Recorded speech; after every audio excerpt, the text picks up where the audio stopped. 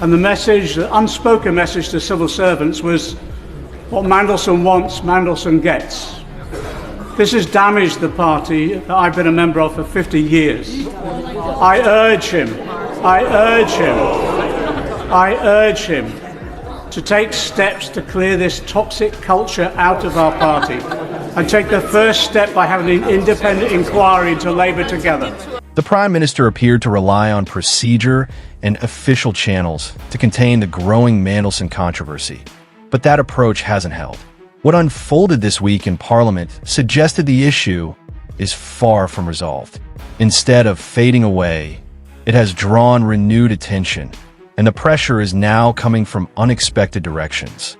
Moments like this tend to reveal more than they conceal. In relation to an unspoken message to civil servants, I don't accept that. During the Commons session, a long-serving Labour figure raised serious concerns that cut directly into the government's position.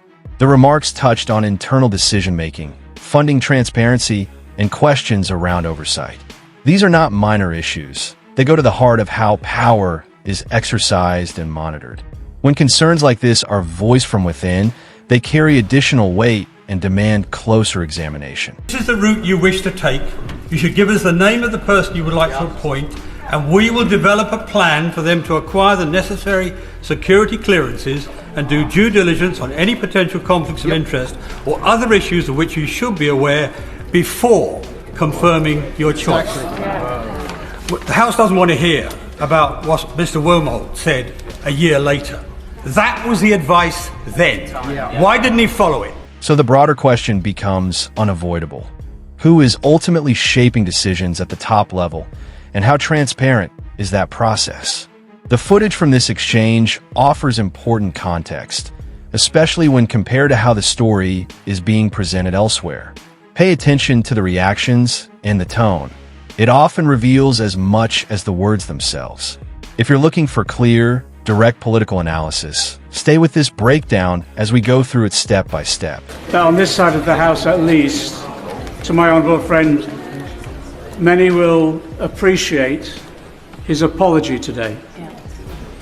But many of us will remain bewildered still why that appointment took place despite the warnings that many of us gave him.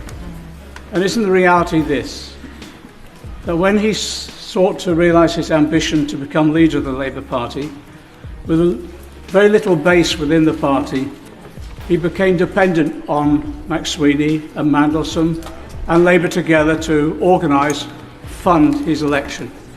And that when he became Prime Minister, the reward for McSweeney was control of Number 10, and for Mandelson, the highest diplomatic office.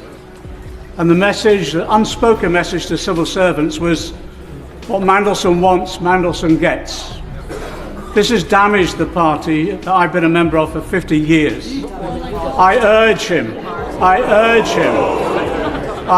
him to take steps to clear this toxic culture out of our party and take the first step by having an independent inquiry into Labour Together. Prime Minister. Mr. Speaker, can I just deal with what's at the heart of that question in relation to an unspoken message to civil servants? I don't accept that, Mr. Speaker.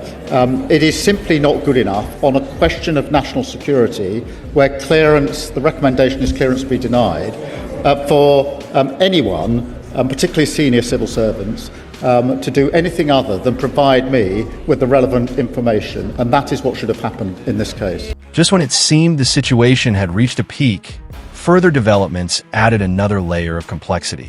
Issues around governance and accountability don't tend to resolve quickly, especially when new details continue to emerge. What initially looked contained now appears to be expanding into a wider debate. Twice rebuffed. First the Leader of the Opposition, then the Leader of the Liberal Democrats, when they said that the then Cabinet Secretary's advice to the Prime Minister was to get the clearance before the announcement.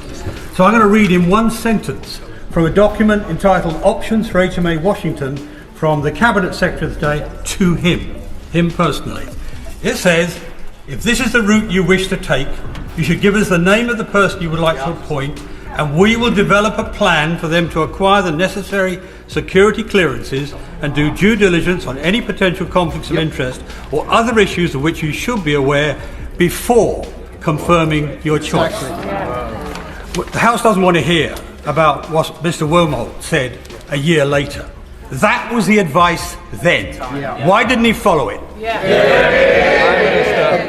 Mr. Speaker, he reads out the passage from Mr. Case's advice. The process that was followed was what I understood to be the usual process. In other words, the appointment was subject to the security vetting. It is why, when Sir Chris Wormholt looked at it in September, he addressed the question by reference back to Simon Case's letter, because I wanted to know the process that had been followed was the right process, and that is what Sir Chris Wormholt looked at. He looked at it expressly by reference to the Simon Case letter that has just been read out, and assured me that the right process was followed when he reviewed it. If you think matters like this deserve thorough and independent scrutiny, make sure to engage with the discussion.